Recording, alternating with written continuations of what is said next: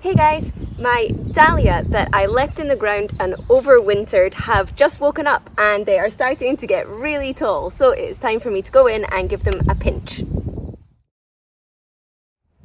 For anyone that doesn't know, my name is Peggy and I'm coming into my third season of growing a cut flower garden here on my allotment in Kanagawa Prefecture, Japan, which is just south of Tokyo in USDA Zone 9B. Thanks for checking out my channel. Okay, so because I am in Zone 9B, it means I get to be lazy with my dahlia. Everyone loves having dahlia in their garden, but for most people, when the weather cools down and these guys die back, you have to dig up their tuber and store them somewhere over winter so that the tuber don't freeze. As soon as tuber freeze in the ground, they are going to turn to mush when they thaw out. The problem is when you dig them up and store them, quite often they can go moldy. You have to store them in specific conditions. It's not difficult, it's just quite often you lose a lot of your tubers. However, I did that 2 years ago and my tubers survived and that was fine. I lost a couple. But this year I thought, you know, I'm in Zone 9B, we don't get a hard freeze really, so I am just going to put my dahlia back in the ground. So I dug them all up, I decided which ones I wanted to keep and which ones I didn't, and I only separated one, which is one that I decided to divide because I really liked it. It was a really tight black ball pom-pom one and I loved it. And so I divided that so that I would have two of those this year, but everything else just went back in the ground as it was. And now that the weather has started to get warmer, they have all woken up. Yay! 1, 2, 3.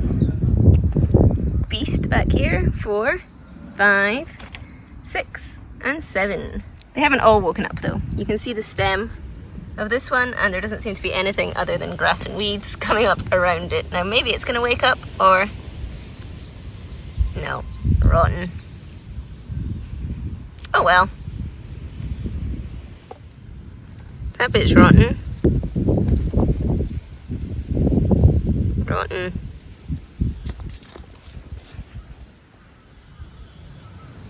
That's not. That's still solid. And has eyes on it. So this one might actually still wake up. So I will just pop that right back in the ground and cover it up and give it a bit more time. So you can see that I planted these in between my tulip. I planted my tulip and then a row of dahlia, then a row of tulip, and that's worked out really, really well because that is the tulip just gone. I've cut all my flowers and the greenery is starting to die back just as the dahlia come up. So for a pairing, I'm really happy with that. Yeah, great timing on that one. But you can also see that the dahlia aren't all the same size. Now obviously different types of dahlia come up in different ways, like all flowers. And there are different sizes of tuber in there as well. But some of them are massive. Like this one, which is already starting to put on buds. Buds coming. So this needs pinched. Now, pinching literally just means chopping the head off. And you do that because you want to get rid of this main growing stem and that forces the plant to put out more side stems. So you're literally going to get twice as many stems. This is actually a little bit bigger than you would want to do it on, but I'm going to go ahead and do it anyway. It already kind of has side shoots coming out though. But I am going to go in and pinch this one really, really deep. I'm going to go and take it there. That is a big pinch.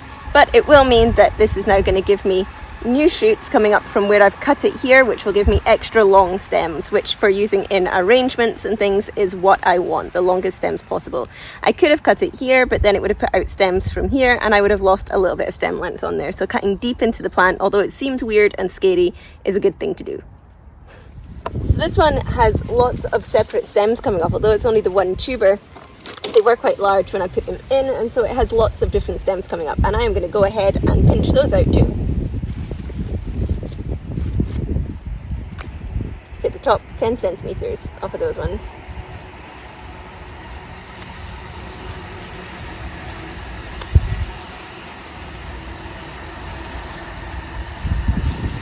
That looks good, but not everything is ready for a pinch. If you look at the other ones here, this one next door, he's not ready yet. And these two are still just tiny. So I'm going to leave them for a little bit to get bigger as well before I come back and pinch them. This guy though, he's about perfect height. So I'm just going to go in and you cut down the stem above a set of 2 leaves here. And again, just about 10 centimeters off the top.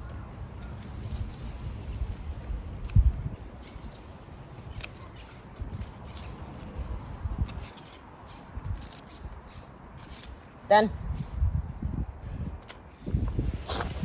That's all that I'm going to pinch today. Like I say, I'll come back and I'll get the smaller ones later on.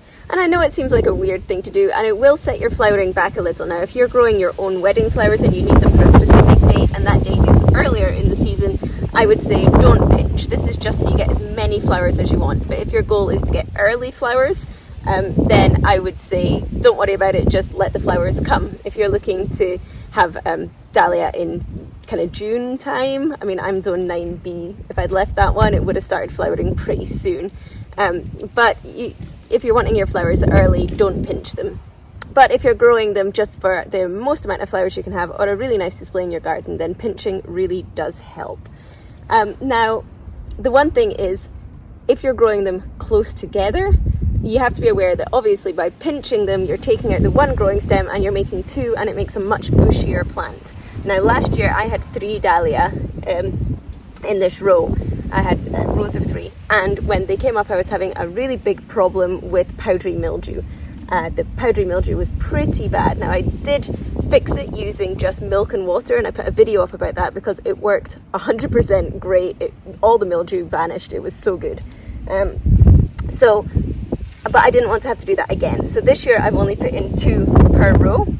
So hopefully they'll get big and bushy. The other problem I had last year was that I used netting. These guys get big and tall, and as you can see, it's really windy already today, and we do get typhoon season before these guys have finished blooming. So I need to support them through that time. And like most of my other flowers, I had put netting over these, and it was the small 10 centimeter square kind of cucumber netting that you get. And I found that that was causing these to get stuck.